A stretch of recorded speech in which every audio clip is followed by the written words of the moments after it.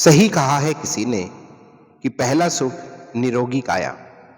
यदि हमारा शरीर स्वस्थ होगा तभी हम ईश्वर के दिए हुए इस वरदान को ठीक प्रकार से समझ सकेंगे और दुनिया में फैली हुई खूबसूरती को, चाहे वो चंचल नदियां हों, झरने, इंद्रधनुष, बारिश की इठलाती बूंदें, ये पर्वत, ये सागर, खिलखिलाते फूल, वो बचपन की खिलती खिलखिलाती मुस्कान, इन सब को समझने के लिए हमारे पास जो इंद्रियों में सबसे उत्तम शक्ति है, देखने की शक्ति, और इसको महसूस करने के लिए, हम तक पहुंचाने के लिए महत्वपूर्ण योगदान देते हैं हमारे दो नेत्र।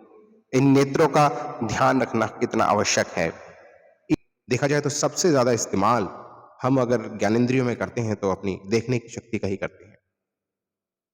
तरह तरह की जिज्ञासाएं हमारे मन के अंदर होती हैं और बाल्यकाल से ही ये शुरुआत हो जाती है। और आज जो स्पेशल गेस्ट हैं हमारे साथ, इनके बारे में जितना बताया जाए कम है। एक विलक्षण पर्सनैलिटी है, एक व्यक्तित्व है, एक सकारात्मक व्यक्तित्व है।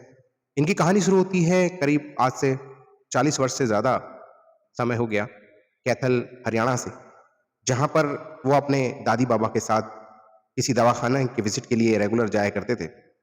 और वहां पे भीड़ में कौतूहल देखकर, परेशानी को देखकर थोड़ा वो मन उनका व्यथित हो जाता था कि क्यों परेशानी है, क्या परेशानियां हैं लोगों को, और कैसे ट्रीटमेंट जल्दी से जल्दी हो जिससे कि ये बार बार परेशानी ना जन्मे, ये ना आए किसी के जीवन में भी। और इसी कोलाहल से जो द्वंद्व जो चला, वहां से एक सपने का सृजन हुआ कि उन्हें भी एक डॉक्टर बनना है। क्योंकि उन्होंने देखा था कि जो डॉक्टर हैं, जो व्हाइट कलर के कोट में बैठे हुए हैं, उनके पास जाके थोड़ा मन को एक तसल्ली मिलती है, एक सुकून का एहसास होता है। जो भी बीमार व्यक्ति जब वहां पे आता है, और 50% तो उसमें ही ठीक हो जाता है जैसे ही वो सामने साक्षात्कार करता है और जैसे ही वो इंट्रैक्शन स्टार्ट करता है। तो उस पल ने एक सपने का, एक स्वप्न का सृजन किया उनके मन मस्तिष्क के अंदर कि मुझे भी डॉक्टर बनना है। अब सबसे पहली अड़चन यही थी कि वो किसी डॉक्टर फैमिली से बिलोंग नहीं करते थे, और अधिकतर ये माना जाता है कि जो डॉक्टर फैमिली से हों वो ही डॉक्टर बन सकते हैं। तो सबसे पहले घर से यही डिस्कशन हुआ। फिर पता चला कि ठीक है, देयर इज अ वे, अगर कोशिश की जाए तो पीएमटी के थ्रू आप उस मुकाम तक पहुंच सकते हो। तो उन्होंने अथक परिश्रम किया और फिर एमबीबीएस उन्होंने हासिल किया। फिर जैसे मन में पहले से ही थी कि लोगों के अंधेरों में रोशनी का सृजन उन्हें करना है, तो उन्होंने नेत्र विशेषज्ञ बनने के बारे में सोची और एमएस उन्होंने कंप्लीट किया। एमएस करने के बाद फिर 1 साल में अगर देखा जाए, उन्होंने सबसे ज्यादा कैटरेक्ट ऑपरेशन किए, और जिसके लिए राज्य सरकार ने उनको विशेष रूप से पुरस्कृत भी किया, मतलब सराहना भी की, और स्टेट लेवल पे उस बात को अप्रिशिएट किया गया। आज छत्तीसगढ़ में लार्जेस्ट आई केयर नेटवर्क इनका है, श्री गणेश विनायक आई हॉस्पिटल के नाम से। डॉक्टर जायसवाल जी के साथ मिलकर इन्होंने माई हेल्थ माई रिस्पॉन्सिबिलिटी को लेकर एक 5 दिन का लगातार कैंपेन भी चलाया, जिसमें गिनीज बुक रिकॉर्ड्स में भी इनका नाम दर्ज है। सिर्फ अपने स्पेशलाइजेशन फील्ड से इतर होकर इन्होंने, क्योंकि मन में हमेशा से इनकी जिज्ञासा थी कि आखिर परेशानियां आती ही क्यों हैं, बीमारियां शरीर में ही कैसे आ गई, जब हम हुए तो स्वस्थ हुए, और health is the default setting, इनका अपना मानना है। तो इन्होंने इस पे और काफी रिसर्च की और वैदिक नाड़ी विज्ञान, नाड़ी चक्र और एक तरह से अलग ही विधा को जन्म दिया। साथ में अपना प्रोफेशन को करते हुए अपनी व्यावसायिक योगदान देने के साथ साथ इन्होंने साइड में ही पॉजिटिव हेल्थ जोन और इंटीग्रेटेड होलिस्टिक हेल्थ पर काम करना शुरू किया, और ये जानने की कोशिश की कि चक्र कैसे लोगों को प्रभावित कर रहे होते हैं, उसकी जो हेल्थ होती है वो किस किस चक्र से किस तरह से प्रभावित हो रही होती है। और पॉजिटिव हेल्थ जोन नामक एक व्यवस्था इन्होंने क्रिएट की, और बहुत सारे मॉडर्न इक्विपमेंट्स उसमें इस्तेमाल किए, जिससे कि हम प्रॉपर डायग्नोस्टिक मिल सके और उसी उसी के बाद फिर ट्रीटमेंट किया जा सके। तो अलग ही दृष्टिकोण लेकर इन्होंने एक मेडिकल साइंस, वैदिक साइंस और क्वांटम वेदा को मिलाकर एक नया ही सृजनात्मक कदम उठाया। अलग अलग लेवल पर इनको पुरस्कृत किया गया है, स्टेट लेवल में भी और लोकल लेवल में भी। और इस समय पूरे छत्तीसगढ़ में आई केयर में भी वो काम कर रहे हैं और होलिस्टिक हेल्थ पे भी काम कर रहे हैं, क्योंकि जड़ पे काम करना आता है उनको। और हमारी जो ये सीरीज है real talks with real professionals, एक सकारात्मक दृष्टिकोण, इसमें आज हम सब काफी खुशनसीब हैं कि हमारे साथ डॉक्टर अनिल गुप्ता सर रायपुर छत्तीसगढ़ से विद्यमान हैं। तो सब स्वागत करते हैं डॉक्टर अनिल गुप्ता, रायपुर छत्तीसगढ़ से। यूं तो अक्सर राह में मिल जाते हैं कई मुसाफिर। यूं तो अक्सर राह में मिल जाते हैं कई मुसाफिर, मगर कुछ मुसाफिर ऐसे होते हैं जो आपको ही नई राह दे देते। तो ऐसे ही आज शख्सियत हमारे बीच में है, जो मैंने थोड़ा सा इंट्रोडक्शन दिया उनका। हालांकि वो किसी परिचय के मोहताज नहीं, अपने आप में ही एक अलग शख्सियत है, अपने आप में एक, ये कहें कि सिर्फ थ्योरी नहीं, प्रैक्टिकल का अपने आप में एक उदाहरण है। डॉक्टर अनिल गुप्ता सर, रायपुर छत्तीसगढ़ से, एक आई स्पेशलिस्ट जो अपना एक सबसे largest I network, I care network चला रहे हैं। सर, आपका बहुत बहुत स्वागत इस सेशन में। Good morning, lovely morning Nitin. बहुत अच्छी और उम्दा शायरी आपने कही, दिल खुश हो गया सुनकर। और हमारा ये जो दृष्टिकोण की सीरीज जो हमने शुरू की है, और नए साल में आज एक अलग ही, जैसे कहते हैं ना, अंधेरे में जब रोशनी मिल जाती है, और ऐसे किसी व्यक्ति से जो सबको अंधेरों में रोशनी भरने का कार्य कर रहे हैं, हमारे डॉक्टर अनिल सर। और मैं बहुत खुशनसीब हूँ, और हमारे व्यूअर्स भी, जो इसको बाद में भी सुनेंगे, देखेंगे और इससे प्रेरणा लेंगे अपने जीवन में कुछ सकारात्मक करने की, कुछ अच्छा करने की, एक नया कोण लेने के लिए, जो आप भी हमेशा कहते हैं कि विजन और जो दृष्टिकोण के बारे में कहते हैं, दृष्टि और दृष्टिकोण, कि अगर कोण मिल जाए और दृष्टिकोण मिल जाए तो जीवन को एक नया मोड़ मिल जाए। तो इसी आज बिल्कुल। सकारात्मकता के साथ हम आपसे बातें कर रहे हैं सर। और स्पेशली जब आपसे बात आई है तो आप एक मेडिकल प्रोफेशंस में जुड़े हैं। बहुत सारे लोग जो डॉक्टर बनना चाहते हैं, जो इस प्रोफेशन में जाना चाहते हैं, जो आगे बढ़ना चाहते हैं, सबसे पहले मैं उसी से शुरुआत करूंगा आपसे, अपने जो डिस्कशंस पॉइंट हैं कि सर, बाकी प्रोफेशन एक तरफ है, और जब हम मेडिकल प्रोफेशन की बात करते हैं, चिकित्सा विज्ञान की बात करते हैं, तो how it is different from other professions. Right dear. तो अगर हम यूथ की पॉइंट ऑफ व्यू से कहें प्रोफेशन, तो देखो, मेरा हमेशा ये मानना रहा है कि आज के समय में जो 21st सेंचुरी है, जहाँ गैजेट, साइंस और टेक्नोलॉजी की भरमार है, दृष्टि और दृष्टिकोण दोनों धुंधले होते जा रहे हैं। गैजेट्स की वजह से हमारे आईसाइट कमजोर हो रही है, और जो मॉडर्न लाइफ फिलॉसफी है, वेस्टर्न फिलॉसफी, उसकी वजह से कहीं ना कहीं जीवन का दृष्टिकोण भी धुंधला नजर हो रहा है। और जीवन में दूर तक स्पष्ट देखने के लिए दृष्टि के साथ साथ दृष्टिकोण का भी सही होना जरूरी है। तो अगर हम प्रोफेशन की बात कहें, तो प्रोफेशन में मुझे ऐसा लगता है कि कोई भी प्रोफेशन, किसी भी प्रकार का प्रोफेशन, सभी प्रोफेशन अच्छे हैं। लेकिन एक पर्सन की जो इच्छा है, उसका इंटरेस्ट है, उसकी पर्सनैलिटी है, वो किस प्रोफेशन के साथ सूट करती है। एज ए कैरियर काउंसलर जब कई बार स्टूडेंट मुझसे पूछते हैं कि सर कौन से कैरियर में जाना चाहिए, कौन सा कैरियर ऑप्शन चूज करना चाहिए, तो मैं उनको एक ही लाइन कहता हूं कि सक्सेस प्रोफेशन की वजह से नहीं मिलती, पर्सनैलिटी की वजह से मिलती। अगर पर्सन की पर्सनैलिटी में दम है तो किसी भी प्रोफेशन में सक्सेस पा सकता है, और अगर पर्सनैलिटी डाउन है तो कोई भी प्रोफेशन आप चूज कर ले, हो सकता है कि आप किसी भी प्रोफेशन में सक्सेस ना मिले। क्योंकि मैंने बहुत सारे ऐसे लोगों को देखा जो एक प्रोफेशन से दूसरे प्रोफेशन और दूसरे प्रोफेशन से तीसरे प्रोफेशन, सभी में घूमते रहते हैं, लेकिन सक्सेस कहीं पर भी नहीं मिल पाई। और दूसरी तरफ जब आप मेडिकल प्रोफेशन की बात कहते हैं, तो बीइंग ए डॉक्टर, मुझे ऐसा लगता है कि मेडिकल प्रोफेशन उन लोगों को चूज करना चाहिए जिनके अंदर कंपैशनेट की फीलिंग है, दया भाव है, और हार्ड वर्किंग है, कहीं ना कहीं दूसरों की हेल्प करने का एक जज्बा है, एक सेवा भाव है। क्योंकि मेडिकल प्रोफेशन एक ऐसा प्रोफेशन है जहां पर आपको हार्ड वर्क तो चाहिए ही चाहिए, लेकिन दूसरों के लिए जब आपकी फीलिंग होगी ना कि यस मुझे लोगों की हेल्प करनी है, तो आपकी वो फीलिंग जो है आपके प्रोफेशन में आपको सक्सेस दिलाती है। जो एक गुड डॉक्टर समझा जाता है, जो उसे कहा जाता है गुड डॉक्टर, जो अपने पेशेंट के साथ दिल के लेवल पर, आत्मा के लेवल पर अटैच हो जाए, और उसे केवल एक फिजिकल बॉडी के बियॉन्ड माइंड और सोल के लेवल पर भी समझकर उसकी प्रॉब्लम का सॉल्यूशन दे सके। तो मैं हमेशा वही कहता हूँ, जो लोग मेडिकल प्रोफेशन में जाना चाहते हैं, एक बार वो देख लें अपने आप को, जाने समझे, अपनी पर्सनैलिटी को समझे कि क्या मेरे अंदर वो एक फीलिंग है लोगों की हेल्प करने की, क्या मेरे अंदर एक वो जज्बा है, क्या मैं अपने खुद के बियॉन्ड से ऊपर जाकर किसी दूसरे के लिए काम कर सकता हूं। तो डेफिनेटली मेडिकल प्रोफेशन आपके लिए।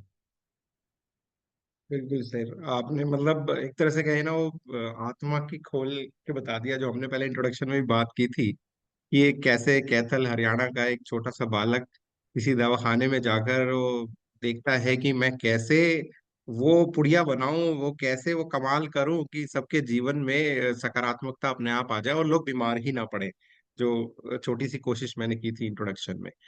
तो सर जैसे आपने बता दिया कि ये तो पर्सनैलिटी की बात है, मतलब आपने कहा कि प्रोफेशनल, हमारा फोकस नॉर्मली बच्चों का हो रहा होता है प्रोफेशनल प्रोफेशन, और आपने कहा कि बीज मंत्र छुपा है उसके पर्सनैलिटी में, उसके व्यक्तित्व में, वो जो तत्व में, जो आपने एलिमेंट्स लेवल की बात की कि अगर वहां पे कुछ बात होगी, बात बन ही जाएगी। जब बीज में क्वालिटी होगी तो अंकुरित होगा ही होगा। बहुत सर आपने एक अलग पर्सपेक्टिव, इसीलिए इसीलिए इसका नाम दृष्टिकोण सीरीज रखा गया है। तो क्या क्वालिटीज उसके अंदर होनी चाहिए और कैसे वो इस प्रोफेशन बढ़े। सर आजकल जैसे मेडिकल प्रोफेशन में मैं एक तरफ और आपसे ध्यान चाहता हूँ कि हैवी एक्सपेंसेस जिस तरह से बढ़ रहे हैं अभी मेडिकल साइंस में, जो बच्चे जाना भी चाहते हैं, अगर उनके अंदर सर्विस या सेवा भाव भी है, लेकिन एक इसी चक्कर में कुछ लोग बाहर भी जा रहे हैं, विदेश में भी जाके पढ़ना चाहते हैं, अगर उनको यहाँ पे नहीं मिलता है। तो इस बारे में आप सर कुछ अगर अपनी दृष्टि या प्रकाश डाल सकें। देखिए, डेफिनेटली मेडिकल प्रोफेशन थोड़ा एक्सपेंसिव प्रोफेशन तो हो गया है, लेकिन ऐसा नहीं है कि अभी भी इसमें रहा नहीं है। जो लोग हार्ड वर्किंग है, जिन्हें अपने टैलेंट पर भरोसा है, जिन्हें अपनी कैपेबिलिटीज पर भरोसा है, तो उनके लिए कोई मुश्किल नहीं है। अगर आप अच्छे से स्टडी करते हैं 11th और 12th में, तो नीट क्वालिफाई करने से आपको कोई नहीं रोक सकता। और एक बार आपने नीट क्वालिफाई किया तो गवर्नमेंट मेडिकल कॉलेजेस में आज भी फीस बहुत ही कम है। आप ऑलमोस्ट बहुत ही लो नॉमिनल चार्जेस में एक अच्छा डॉक्टर बनकर निकल सकते हैं। फिर जहां बात आती है प्राइवेट प्रैक्टिस की, मेडिकल प्रोफेशन में आपने एमडी एमएस या एमसीएच वगैरह कर लिया, उसके बाद भी आपके पास कई ऑप्शंस होते हैं। कॉरपोरेट हॉस्पिटल्स हैं, खुद का छोटा क्लिनिक है। कोई जरूरी नहीं है कि आपको भी अब हैवी एक्सपेंसेस करके अपना एक बहुत बड़ा सेटअप डालना है और फिर स्ट्रेस लेनी है, और फिर कहीं ना कहीं उस स्ट्रेस लेकर जो आपके ऊपर एक्सपेंसेस है उसका बर्डन सोसाइटी के ऊपर या पेशेंट के ऊपर डालना है। फिर मैं वही कहता हूँ कि आपको अपना एक दृष्टिकोण अलग रखना होगा। चाहे आप मेडिकल प्रोफेशन में हो, चाहे आप किसी भी प्रोफेशन में हो, आपका दृष्टिकोण का बहुत बड़ा फर्क पड़ता है। मेडिकल कॉलेज से जब मेरे पास स्टूडेंट्स आते हैं, एवरी मंथ मैं एक सेमिनार लेता हूं उनका स्ट्रेस मैनेजमेंट और लाइफ मैनेजमेंट के ऊपर। तो मैं उन्हें वो साइंसेस सिखाता हूं जो साइंसेस वो रूटीन मेडिकल कॉलेज में नहीं सीख पा रहे हैं। बीइंग ए डॉक्टर, मैंने उन सारे एपिसोड्स को झेला है कि मेडिकल प्रोफेशन में कैसे स्ट्रेस आता है, स्टडी का स्ट्रेस और फिर कैरियर का, प्रोफेशन का या इन्वेस्टमेंट का स्ट्रेस। तो मैं उन्हें एक नया एंगल देता हूँ कि बेटा ऐसा नहीं है कि हमें उसी ढर्रे पे चलना है जिस ढर्रे पे भीड़ चल रही है। कॉर्पोरेट हॉस्पिटल का अपना एक स्टाइल है, वो एक बिजनेस मॉडल है। लेकिन अगर हम एक इंडिविजुअल लेवल पर देखें तो आप अपने आप को एक अच्छा डॉक्टर बनाकर एक नए लेवल पर काम शुरुआत कर सकते हैं, छोटे क्लिनिक से शुरुआत कर सकते हैं। और अगेन मैं फिर वही कहता हूँ, लोग ये नहीं देखते कि आप कितना जानते हैं, लोग ये देखते हैं कि आप उनकी कितनी ज्यादा केयर करते हैं। जब एक पेशेंट डॉक्टर के पास आता है तो वो क्वालिफिकेशन देख के एक बार जरूर आता है, लेकिन सेकंड टाइम वो आपके पास तब आएगा जब उसको आपके साथ आत्मीयता महसूस होगी और आप जो उसे ट्रीटमेंट दे रहे हैं उससे उसको रिजल्ट्स मिलेंगे। तो आज की डेट में मेडिकल प्रोफेशन टेक्नोलॉजी ड्रिवन हो गया है, रोबोटिक सर्जरी और कहीं ना कहीं जो इन्वेस्टिगेशन पार्ट हैं, सीटी स्कैन, पैट स्कैन, इनकी जरूरत जरूर है। लेकिन अभी भी एक अच्छे फिजिशियन का, एक अच्छे डॉक्टर का उतना ही रोल है। और जो गुड डॉक्टर्स होते हैं वो मिनिमम इन्वेस्टिगेशन और मिनिमम मेडिसिन प्रिस्क्राइब करते हैं। ये बात आज भी उतनी ही सत्य है जो पुराने समय में सत्य होती थी। रियली सर, रियली आपने और बहुत ही अच्छा इसमें बताया, काफी डिटेल में जाके बताया कि अगर इंसान अगर सही से कोशिश करेगा तो नीट के थ्रू और सही से वो they can see there path and well. Sir इसी में हम थोड़ा सा और आगे बढ़ेंगे। जैसे कि आपसे ही मैं एक वर्ड सीखा था एम्पैथी से रिलेटेड, तो हालांकि इसको मैं पैथी से जोड़ना चाहता हूँ पहले सर, कि कौन सी, नॉर्मली लोग जब बीमार होते हैं, परेशान होते हैं, तो यही सोचते हैं कि which pathy is good, allopathy, homeopathy. तो सर क्योंकि आपसे मैंने एक अलग ही डेफिनेशन सुनी थी पैथी की, तो इस बारे में सर थोड़ा सा और सबका ये भी एक बहुत बड़ा कंफ्यूजन रहता है। जब भी पर्सन को डिजीज होती है तो वो सोचता है कि सबसे पहले व्यक्ति मतलब कौन सी पैथी से मैं अपना ट्रीटमेंट करवाऊं, और वो फिर allopathy, Ayurveda pathy, naturopathy, homeopathy, बहुत सारी पैथी में चक्कर लगाता है। मैं हमेशा कहता हूँ कोई भी पैथी से इलाज कराएं, उसके अंदर दो पैथी होनी चाहिए, सिंपैथी और एम्पैथी। तो आज की अच्छा। डेट में सिंपैथी और एम्पैथी प्रोफेशन के अंदर कहीं ना कहीं लैकिंग हो रहा है। इसी वजह से पेशेंट और डॉक्टर्स के जो रिलेशनशिप हैं वो डिटोरेट हो रहे हैं। अविश्वास पैदा हो रहा है डॉक्टर का भी पेशेंट के ऊपर कि कहीं पेशेंट मुझे medical profession medico legal cases में सू ना कर ले, और पेशेंट भी डरा हुआ है कि डॉक्टर कहीं मुझे बेफालतू के मेडिसिन या बेफालतू के इन्वेस्टिगेशंस ना लिखे। तो ये विश्वास अगर पैदा करना है, फिर अगेन गुड फिजिशियन की जरूरत है और सिंपैथी और एम्पैथी की जरूरत है। पेशेंट जल्दी हील होता है अगर उसे सिंपैथी और एम्पैथी मिलती है। पुराने समय में जो वैद्य होते थे ना, वो ऐसे चेक करते थे आपको, और आपने भी देखा होगा जब डॉक्टर एक पेशेंट को टच कर लेता है ना, तो पेशेंट की 50% बीमारी तो ऐसे ही गायब हो जाती है। सर और दूसरी, पहला डोज जो होता था मेडिसिन का, वो खुद अपने हाथों से खिलाते थे। इसमें एक साइंस भी होती थी, उसके अंदर फीलिंग होती थी कि मैं आपके गुड हेल्थ की कामना कर रहा हूँ। ब्लेसिंग्स भी होती थी, फीलिंग्स भी होती थी, और वो चार्ज करके उन्हें देते थे। और पेशेंट को लगता था कि यस, डॉक्टर ने मुझे पहली मेडिसिन खिलाई, उसका विश्वास होता था, तो वो जल्दी रिकवर करता था। आज भी होम्योपैथी में और आयुर्वेद में बहुत सारे अच्छे फिजिशियन इस प्रैक्टिस को अडॉप्ट करते हैं।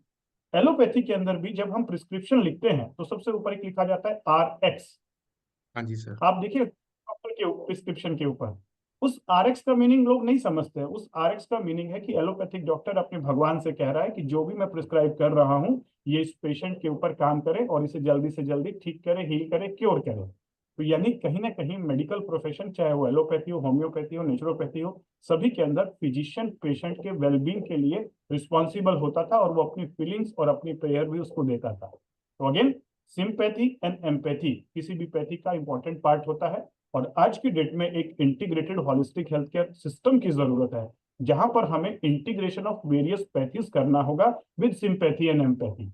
और इंटीग्रेशन कैसे? एक्यूट मैनेजमेंट के लिए जहां बात आती है डायग्नोसिस की और एक्यूट मैनेजमेंट की, medical science is one of the best science.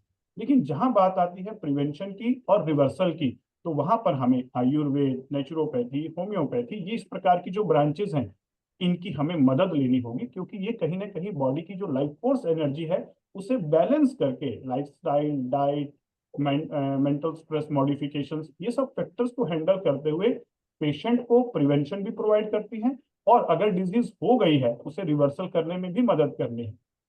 लड़ने की जरूरत नहीं है। अभी हम लड़ रहे हैं कि मेडिकल साइंस ज्यादा बड़ी है, कि नेचुरोपैथी बड़ा है, आयुर्वेद बड़ा है। क्या चाहते हैं हम? लड़ने से कभी सॉल्यूशन नहीं मिलता, संघर्ष से हमेशा घाव मिलते हैं, हीलिंग नहीं होती। सर मॉडल हो सकता है कि सबको इंटीग्रेट कर दिया जाए, और इंटीग्रेट करके एक बेस्ट मॉडल हो सकता है integrated holistic health care. That is the need of the day and future of health care. Really sir, really, मतलब आपने वो जो बहुत से लोगों का मिथक वो भी तोड़ दिया, जैसे RX से कि कौन भगवान को नहीं मानता। बहुत से लोग बोलते हैं ना मेडिकल साइंस या विज्ञान में विश्वास कर रहे होते हैं, मतलब they are also seeking blessings from the almighty in whatever they are doing, कि उसमें ईश्वर का आशीर्वाद मिले। सर बहुत बढ़िया सर आपने, जैसे बहुत से लोग हैं ना, ये मिथक भी तोड़ दिया होगा कि नहीं, मेडिकल साइंस या जो विज्ञान की बात करते हैं वो ईश्वर पे बात नहीं करते। वो लिखने से पहले जो आपने बताया, बहुत से लोगों को ये नहीं पता होगा। RX जो लिखने की बात आपने कही और इंटीग्रेटेड हेल्थ अप्रोच की बात कही। सर आपने MBBS किया, फिर MS किया, आई स्पेशलिस्ट बने, और शायद एक दिन में सबसे ज्यादा, साल में सबसे ज्यादा जो आंखों के ऑपरेशन करने का रिकॉर्ड भी बनाया आपने।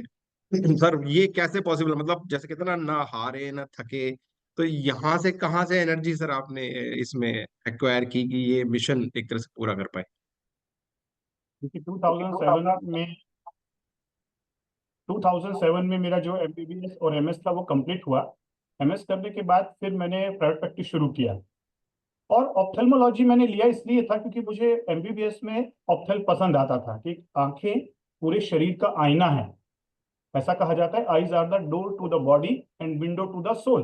यानी आप व्यक्ति के बॉडी के अंदर में भी झांक सकते हैं, और सोल के अंदर भी केवल एक चीज से, वो है आंखें। और डेफिनेटली एक छोटे से ऑप्थेल्मोस्कोप के द्वारा हम आईज का कंप्लीट एग्जामिनेशन बना लेते हैं। और बहुत सारी ऐसी बीमारियां जो बॉडी में चल रही होती हैं, जैसे डायबिटीज, हाइपरटेंशन, ब्रेन का ट्यूमर, वो आंखों के डायग्नोसिस से, आंखों के चेकअप से ही पता चल जाती है। तो मेरा इंटरेस्ट ऑप्थेल्मोलॉजी में MBBS के दौरान से ही था, और डेफिनेटली भगवान ने मेरे लिए एक रास्ता चुना कि मुझे ऑप्थेल्मोलॉजिस्ट बना दिया।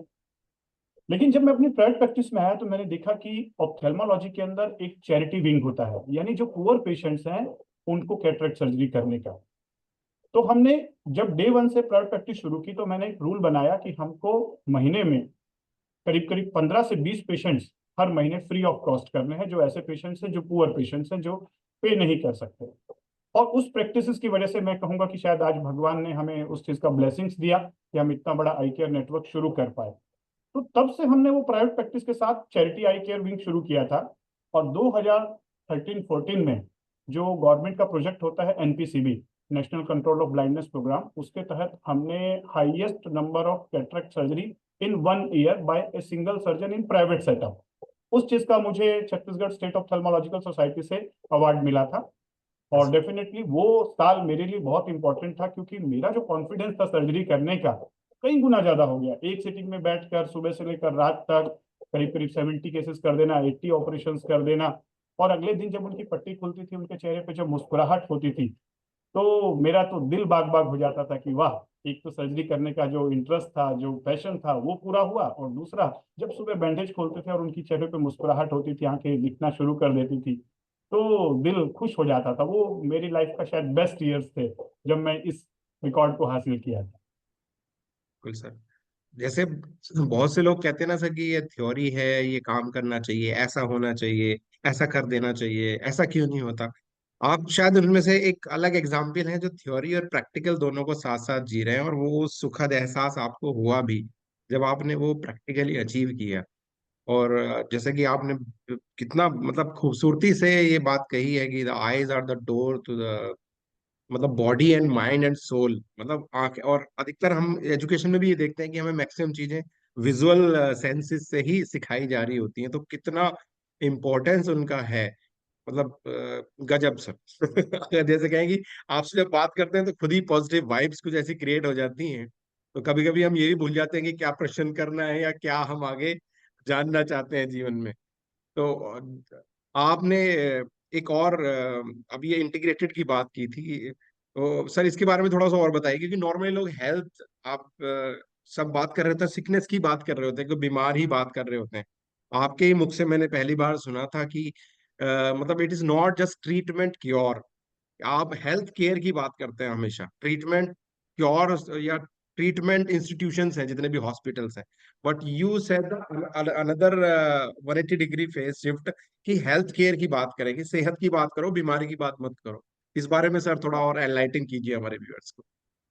देखिए, दो अप्रोच हैं। एक है डिजीज केयर अप्रोच और एक है health care approach. Generally patient एक ही समझते हैं कि डिजीज केयर और हेल्थ केयर दोनों एक ही अप्रोच है।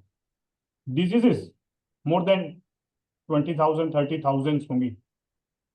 अगर उन 20,000 30,000 डिजीज के सिम्टम्स देखें तो 1 लाख से भी ज्यादा सिम्टम्स हैं, 1 लाख से भी ज्यादा इन्वेस्टिगेशंस हैं, और ट्रीटमेंट पार्ट्स भी कितने ज्यादा हैं।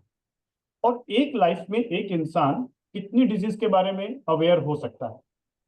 नहीं हो सकता। जनरली हम डिजीज अवेयरनेस के बारे में समझते हैं कि डायबिटीज किस किन चीजों से होती है, उनसे बचना चाहिए, ब्लड प्रेशर किन चीजों से होता है, कैंसर किन चीजों से होता है। तो कितनी हम अवेयरनेस लेंगे? और अगर हम एक एक डिजीज के ऊपर काम करना शुरू करें तो शायद एक लाइफ भी कम पड़ जाएगी। लेकिन दूसरी अप्रोच है हेल्थ केयर। हेल्थ एक है, और अगर आपको हेल्थ अचीव हो गया तो फिर किसी भी डिजीज के बारे में सोचने की जरूरत ही नहीं है। लेकिन हमारी अप्रोच ऐसी है कि हम डिजीज केयर अप्रोच लेते हैं। पहली चीज, लोग अपने स्वास्थ्य के प्रति तब तक गंभीर नहीं होते जब तक उनका स्वास्थ्य गंभीर नहीं हो जाता। सर बिल्कुल सही सर। लोग अपने हेल्थ के बारे में तब तक सीरियस नहीं होते जब तक उनकी हेल्थ सीरियस नहीं हो जाती। और जब हेल्थ सीरियस हो जाती है, फिर वो अपनी पूरी जिंदगी को सीरियसली जीना शुरू कर देते हैं। जबकि अप्रोच दूसरी है, हेल्थ को सीरियस होने से पहले ही सीरियसली लेना है। और अगर खुदा ना खास्ता आपको कोई डिजीज आ भी जाए, तो भी आपको हंसते हंसते उस डिजीज को रिवर्स करना है, ना कि सीरियस मोड में जिंदगी को बिताना है। तो ये जो हेल्थ केयर का मॉडल है, हेल्थ केयर मॉडल कहता है कि पहले हमें हेल्थ को समझना है। और डिजीज को समझने में शायद एक जन्म भी कम पड़ जाए, क्योंकि एक मेडिकल डॉक्टर भी कुछ पर्टिकुलर टाइप की डिजीज को ही समझ पाता है। एक ब्रांच का डॉक्टर, जैसे मैं ऑप्थेल्मोलॉजिस्ट, तो मैं आई से रिलेटेड डिजीज को पढ़ रहा हूँ, लेकिन एक पेशेंट तो सारी डिजीज को नहीं पढ़ सकता ना। और हेल्थ अगर कोई समझना चाहे तो 3 महीनों में अपनी हेल्थ की पूरी नॉलेज वो लेकर उसे प्रैक्टिकली इंप्लीमेंट कर सकता है और हेल्दी रहा जा सकता है। लेकिन दुर्भाग्यवश ये disease care system western system है, जो हमारे मेडिकल साइंस के अंदर लाया गया गुड सिस्टम है डायग्नोसिस के लिए और ट्रीटमेंट के लिए। लेकिन जहां बात आती है प्रिवेंशन की और डिजीज रिवर्सल की, तो वहां पे हमें हेल्थ को समझना होगा, और हेल्थ केयर मॉडल हमारे सिस्टम में लैकिंग है। अगर हम हमारा जो ट्रेडिशनल मेडिकल सिस्टम था, वैदिक सिस्टम, जिसके अंदर बात होती थी योगा की, जिसके अंदर बात होती थी मेडिटेशन की, जिसके अंदर बात होती थी आयुर्वेद की, लाइफस्टाइल की, नेचुरोपैथी की, तो ये पूरे सिस्टम जो थे मेडिकल सिस्टम, ये प्रिवेंटिव और रिवर्सल थे। ये डिजीज की प्रिवेंशन की बात करते थे और ये पर्सन को हेल्थ की तरफ लेकर जाते थे। तो ये जो सिस्टम है, अगर हम हेल्थ केयर मॉडल को भी साथ ही साथ लाएं, कितना अच्छा हो कि हेल्थ केयर सेंटर्स हों जहां पर लोगों को हेल्थ सिखाई जाए, डिजीज की बात ही ना हो। और अगर हेल्थ सीख जाएगा पर्सन, तो उसे डिजीज केयर सिस्टम की जरूरत कम से कम पड़ेगी, और धीरे धीरे डिजीज केयर बर्डन जो है, जो डिजीज का बर्डन लगातार बढ़ते जा रहा है, वो बर्डन कम होगा। तो मैं गवर्नमेंट से रिक्वेस्ट करता हूँ, या मेरी एक अपील भी हमसे, कि हमें एक मेडिकल साइंस के साथ साथ हमारा जो ट्रेडिशनल हेल्थ केयर सिस्टम है उसे अपग्रेड करना होगा, और दोनों मॉडल को साथ में इंटीग्रेट कर दें, कि जब जरूरत है मेडिकल साइंस की वहां मेडिकल साइंस रहे, लेकिन जब तक मेडिकल साइंस की जरूरत नहीं पड़ रही है तो रूटीन में व्यक्ति हेल्थ केयर सेंटर में जाएगा और 3 महीने का हेल्थ केयर सिस्टम का कोर्स करेगा। हर किसी के लिए कंपलसरी होना चाहिए, चाहे वो स्टूडेंट हो, चाहे वो बिजनेसमैन हो, चाहे वो ओल्ड एज का पर्सन हो, और चाहे वो हाउस वाइफ हो। उसे हेल्थ की डेफिनेशन समझाई जाए, हेल्थ की रहने के लिए क्या क्या करना है। ये सारी चीजें हमारे वैदिक सिस्टम में है, और मैंने अपना खुद का एक सिस्टम बनाया है वैदिक साइंसेस को मिलाकर, कि 3 महीने में लोगों को कंप्लीट हेल्थ की नॉलेज दे दी जाती है, और क्या उसे करना है, क्या उसका डाइट होना चाहिए, क्या उसका लाइफस्टाइल होना चाहिए, क्या उसकी प्रकृति है, क्या उसकी बेसिक नेचर है, कैसे वो अपने आप को physically, mentally, emotionally, spiritually healthy रखे। ये मॉडल अगर लोगों को समझा दिया जाए, तो डेफिनेटली धीरे धीरे डिजीज केयर बर्डन बहुत कम हो जाएगा, और हमारा जो बजट है, हेल्थ बजट जिसे हम कहते हैं, बेसिकली हेल्थ बजट ना होके वो एक डिजीज बजट है, डिजीज का जो बर्डन इतना बढ़ते जा रहा है, तो ये सिस्टम अगर साथ में लाया जाए तो मेडिकल प्रोफेशन के लिए भी अच्छा रहेगा, क्योंकि वो भी एक बर्डन फील कर रहे हैं, उनकी खुद की लाइफ बहुत ज्यादा स्ट्रेसफुल हो रही है। बिल्कुल सर, आपने बिल्कुल मतलब वो कहा कि ट्रीटिंग एट द रूट्स। तो आप रूट को अगर ठीक कर लेंगे तो चीजें अपने आप ही शायद ठीक होने लग जाएंगी। सर, इस सिस्टम के बारे में थोड़ा सा और एनलाइटन कीजिए जो आपने क्रिएट किया भी है, इंटीग्रेटेड होलिस्टिक हेल्थ के हॉलिस्टिक बारे में, और पॉजिटिव हेल्थ जोन आपका जो जाना जाता है, जो सिस्टम आपने क्रिएट किया है, जो आपने अभी बताया, इसके बारे में और एनलाइटन कीजिए सर। हाउ बहुत से लोग जैसे ऐसे हैं कि उनके पास पैसे हैं, they want to do some kind of social work also, और इस प्रोफेशन से जुड़ना चाहते हैं। हो सकता है कि वो डॉक्टर ना हो by profession, but they enjoy doing something कि भाई मैं सोसाइटी के लिए हेल्थ केयर में काम करें। तो उन लोगों के लिए कि क्या एक मतलब विजन है, जो अगर पॉजिटिव हेल्थ जोन वो शुरू करना चाहें, और एज ए बिजनेस मॉडल भी अगर कोई शुरू करना चाहते हैं, तो इस बारे में थोड़ा सा और मैं आपका समय लूंगा कि पॉजिटिव हेल्थ जोन में कैसे वो बताएं। हालांकि जैसे आपसे बातें करते रहे तो पूरा दिन शायद हम बात कर सकते हैं। और मैं दर्शकों को फिर से बता दूं कि हम ऐसे व्यक्ति से बात कर रहे हैं जिन्होंने 5 दिन लगातार बोलकर गिनीज बुक रिकॉर्ड में एक दर्ज कराया था रिकॉर्ड, सिर्फ लोगों की हेल्थ केयर में इनिशिएटिव करने के लिए। इनका एक माई हेल्थ माई रेस्पॉन्सिबिलिटी पूरा कैंपेन है, जिसमें आप सब एक तरह से योगदान दें, कंट्रीब्यूट करें। और इन्होंने ही जागरूक उस एरिया में किया है, और अब धीरे धीरे स्प्रेड हो रहा है कि मेरा सेहत मेरी जिम्मेदारी है, और अब इसको आगे लेके गए हैं ये माई हेल्थ माई प्रायोरिटी में। तो सर, ये पॉजिटिव हेल्थ जोन के बारे में how the other peoples can be take benefits from this. तो नितिन, इसके बारे में बताने से पहले मैं थोड़ा सा ये बताना चाहूंगा कि जब मैंने आई स्पेशलिस्ट बनने के बाद अपने हॉस्पिटल्स बनाए, छत्तीसगढ़ के अंदर हमारा लार्जेस्ट आई केयर नेटवर्क है श्री गणेश विनायक आई हॉस्पिटल। और पिछले 15 सालों की प्रैक्टिस के अंदर मैंने एक चीज देखी, कि लोग डिजीज केयर को ही अप्रोच समझ रहे हैं और उन्हें हेल्थ के बारे में मालूम ही नहीं। तो मैंने खुद वैदिक विज्ञान के अंदर पीएचडी किया, एनएलपी जैसी साइंसेस को सीखा, लाइफस्टाइल की साइंसेस को सीखा, फैमिली मेडिसिन के अंदर फेलोशिप किया। ऐसे बहुत सारे sciences, hypnotherapy, pranic healing, reiki healing, वो जो भी साइंसेस हो सकते थे वो मैंने सारे सीखे और अपने ऊपर इम्प्लीमेंट भी किए, और अपने पेशेंट्स को भी मैं अपने क्लिनिक में बताते रहता था। और जब मुझे बहुत अच्छे रिजल्ट्स मिले तो मुझे लगा कि क्यों नहीं एक सिस्टम ही लाया जाए, क्योंकि ये अनऑर्गेनाइज सेक्टर है जो हेल्थ केयर का सेक्टर है। तो मैंने सोचा कि इसको एक मॉडल बनाकर इसे एक शुरुआत किया जाए। तो मैंने अपने हॉस्पिटल के बगल में ही अपना एक यूनिक वेलबींग सेंटर शुरू किया, जिसका नाम है पॉजिटिव हेल्थ जोन। जहां पर हम एक यूनिक वे में काम कर रहे हैं हेल्थ केयर अप्रोच में। यूनिक वे क्या? क्वांटम वेदा।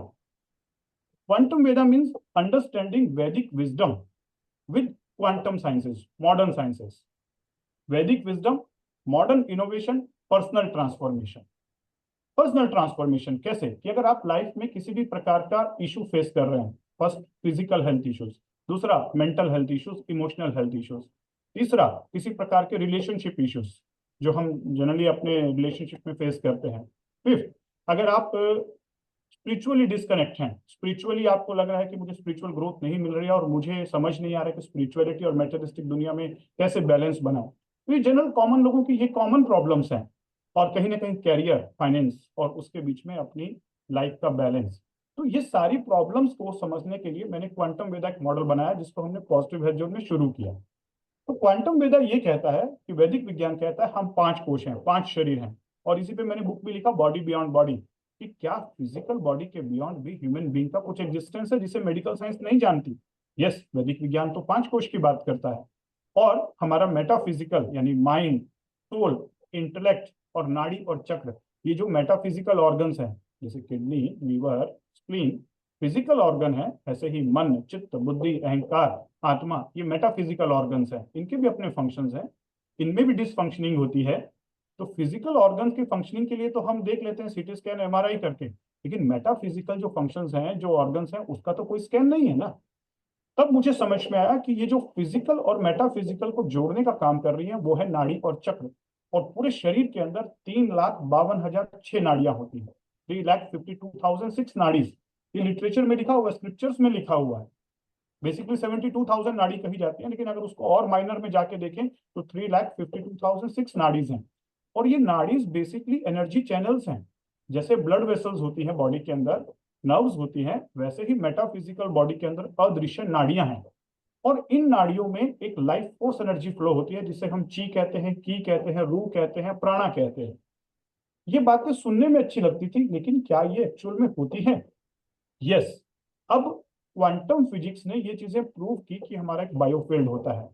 जीडीवी बायोवेल डिवाइस मेरे पास में है, जिसके द्वारा हम ऑरा देख सकते हैं, चक्र देख सकते हैं। बायोफील्ड व्यूअर और बायोफील्ड रीडर जैसी डिवाइसेस, क्वांटम डिवाइसेस मेरे पास में हैं, जो बताते हैं कि आपके चारों तरफ एक ऊर्जा क्षेत्र है, बायोफील्ड है, और उसे लाइव देखा जा सकता है। तो जब इन डिवाइसेस से हमने देखा और समझा, ये इंटरनेशनल डिवाइसेस है, मेरी इजाद की हुई नहीं है, वेस्टर्न वर्ल्ड इनके ऊपर काम कर रहा है, तब मैंने समझा कि यस, यहाँ पर कुछ सीक्रेट छुपा हुआ है। और वो सीक्रेट है नाड़ी और चक्रों का। लाइफ फोर्स एनर्जी अगर हमारी बैलेंस है, फ्री फ्लोइंग है, तो हमारी फिजिकल हेल्थ जबरदस्त रहेगी, मेंटल हेल्थ बहुत शानदार रहेगी, इमोशनली स्टेबिलिटी रहेगी, इमोशनल इंटेलिजेंस आएगा, और ऑरा और प्रभाव क्षेत्र बहुत बड़ा होगा। उसके साथ साथ हमारी लाइफ में मैनिफेस्टेशन बहुत अच्छी होगी, जो हम चाहेंगे वही वही हमारे साथ होना शुरू हो जाता है। लेकिन जस्ट इसका उल्टा होता है जब ये लाइफ फोर्स एनर्जी इन नाड़ियों में बंद हो जाती है। तब क्या क्या होता है? फिजिकल हेल्थ इश्यूज आते हैं, पहले माइनर आते हैं, फिर मेजर आते हैं। दूसरा, मेंटल लेवल पे कंफ्यूजन और डिप्रेशन, स्ट्रेस, और इंटेलेक्ट हमारी क्लोज हो जाती है, हमारे डिसीजंस गलत होने शुरू हो जाते हैं, और डाउन हो जाता है। कहते हैं ना कि आपका चेहरा बुझा बुझा सा है, आपका एक बॉडी लैंग्वेज भी डाउन हो गया है, आपका ऑरा बहुत कम हो गया है, वाइब्स बहुत डाउन हो गई हैं, और आप स्पिरिचुअली भी डिस्कनेक्ट हो जाते हैं, सोशली भी, और फिर आपका डाउनफॉल शुरू होता है। तो 2 लेवल हैं जो सक्सेसफुल लोग हैं उनके अंदर में, वो लाइफ फोर्स एनर्जी बैलेंस है। ये हमने स्कैन से जाना, हमने नेताओं के स्कैन करके देखे, IPS officer, IAS officer, spiritual लोग, टीचर्स, स्टूडेंट्स, और ऐसे लोगों को भी करके देखे जो पेशेंट्स हैं, कैंसर के पेशेंट्स, पुअर पेशेंट्स, अलग अलग डिजीज के पेशेंट्स। तो ये ओवरऑल एनालिसिस पिछले 7 सालों का ये निकला कि यस, ये सारा खेल लाइफ फोर्स एनर्जी का है। और ये लाइफ फोर्स एनर्जी कई लेवल पे डिस्टर्ब होती है, हरी, वरी और करी। भागदौड़ भरी जिंदगी, वरी टेंशन की वजह से, और करी मतलब अनहेल्दी लाइफस्टाइल, डाइट, ये सारी चीजें हमारे लाइफ फोर्स एनर्जी को डाउन करती हैं। मशीनों के आने से अब हम क्वांटिटेटिव और क्वालिटेटिव एनालिसिस करके बता सकते हैं कि आपकी लाइफ फोर्स एनर्जी कहाँ डिस्टर्ब है, और कौन से ऑर्गन की डिस्टर्ब है, कौन से नाड़ी की डिस्टर्ब है। और फिर आप मेडिकल साइंस के साथ उसे जोड़ के समझिए कि जो आपकी मेडिकल डिजीज हैं, क्या वो उसी के साथ जुड़ी हुई है। तो जब लोग देखते हैं अपने स्कैन्स को और अपनी मेडिकल रिपोर्ट के साथ हम उन्हें जोड़ के बताते हैं, तब उन्हें समझ में आता है कि यस, मेडिकल साइंस तो ट्रीटमेंट अच्छा कर रही है, लेकिन मुझे अपना रोल भी तो प्ले करना है। फिर हमने एक 7 डेज का कोर्स डिजाइन किया, जिसमें उसका yoga, meditation, Ayurveda, lifestyle, body detox, mind detox, ये सारी चीजें उसी के अंदर इंटीग्रेटेड है विद सिंपैथी एंड एम्पैथी। इस 7 डेज में वो अपने आप को, अपनी लाइफ फोर्स एनर्जी को बैलेंस करना सीखता है, और विद इन 7 डेज उसे रिजल्ट्स मिलने जब शुरू होते हैं, मेंटल क्लैरिटी आती है, उसका ऑरा इंक्रीज होता है, उसके डिजीज के जो सिम्टम्स हैं वो धीरे धीरे कम होने शुरू होते हैं। तब उसे समझ में आता है कि यस, प्रॉब्लम कहाँ थी, प्रॉब्लम नाड़ियों की ऊर्जा में थी। और फिर वो 3 महीने तक घर जाने के बाद इन सारी चीजों को अडॉप्ट करता है और जबरदस्त रिजल्ट्स पाता है। बहुत सारे टेस्टिमोनियल्स हमारे पास में हैं, और पिछले 7 सालों के अंदर मोर देन 10,000 पेशेंट्स हमने इस प्रकार के लाइफस्टाइल डिजीजेस के, क्रॉनिक लाइफस्टाइल इश्यूज के, साइकोसोमेटिक इश्यूज के, पर्सनैलिटी के, रिलेशनशिप के डील किए। और ये मैं पैशन के लिए कर रहा हूँ, मुझे मजा आता है। एक हाफ मेरा मेडिकल हॉस्पिटल में बीतता है, और सेकेंड हाफ में मैं अपने वेलनेस सेंटर जाता हूँ और वहाँ लोगों की हेल्प कर रहा हूँ। और ये प्रैक्टिकल मॉडल बन गया जो आज की डेट में स्कूलों में इंप्लीमेंट किया जा सकता है, कॉर्पोरेट सेक्टर में इंप्लीमेंट किया जा सकता है, हॉस्पिटल्स के अंदर कॉर्पोरेट किया जा सकता है। इंटीग्रेशन, हमें इंटीग्रेशन करना है एजुकेशन सिस्टम में, कॉर्पोरेट सेक्टर में, हॉस्पिटल्स में। और कोई भी ऐसे पैशनेट लोग जो चाहते हैं कि समाज के अंदर हेल्थ केयर अप्रोच लाई जाए, एक डायरेक्शन दी जाए, वो इस मॉडल को ऐड ऑन कर सकते हैं अपने एग्जिस्टिंग सिस्टम में। चाहे वो फैक्ट्री हो, चाहे वो स्कूल हो, चाहे उसका एक पर्सनल प्रोफेशनल स्पेस हो, उसके अंदर इस सिस्टम को ऐड ऑन करके अपना भी भला कर सकते हैं, अपनी फैमिली का भी और सोसाइटी का भी। ये मेरा सोच है। बहुत सर ब्रिलियंट, मतलब सिर्फ सोच नहीं, उस सोच पे आप चले भी हैं सर। कर्मठता जैसे है ना, थॉट प्रोसेस में बहुत से लोग गए हैं सर, पर आपने उसको क्रियान्वयन किया है और वहां से रिजल्ट भी मिले हैं। ये बड़ी बात है सर। हम इसको सेशन को आगे भी बढ़ाएंगे। अभी छोटा सा एक ब्रेक का इंडिकेशन एक आ रहा है, तो क्योंकि ये डिस्कशंस मैं, मुझे लग ही रहा था कि it will be little bit, थोड़ा सा, क्योंकि अधूरा नहीं छोड़ना चाहिए। कोई भी चीज अगर है तो उसको पूरा करना चाहिए। तो हम अगले सेशन में इसको कंटिन्यू रखेंगे।